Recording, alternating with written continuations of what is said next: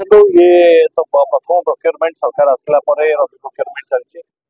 आम गोटे ये सब दुखद समय थिला जे अदिनिया वर्षा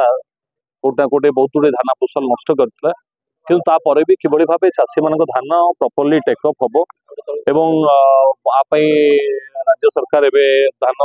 टेस्ट मेसीन आणिकी पुरी में प्रोक्योरमेंट 50,000 मेट्रिक टन एपर्यंत प्रोक्योरमेंट सरला जहाँकि हार्डली से 10 ରୁ 20% चाषी मानकर मान दुर्बल अच्छी मिलर मान साथ जोगाजोग कर धान जो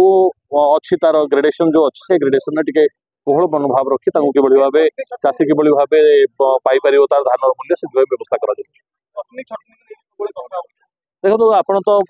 जानते जोटा विगत दिन मानक कटनी छटनी व्यवस्था थिला सरकार टोटाल संपूर्ण भाव कटनी छटनी विरोध करिछि बदल में आप मेसीन इंट्रोड्यूस करिछि ये कटनी छटनी पैसा और धान कमिबार ना जहाँ जे जो धान टी आसो मानर पैसा सी पाइबार अवस्था अच्छी सरकार निष्पत्ति ने आम कहवाटा ठीक हेनी।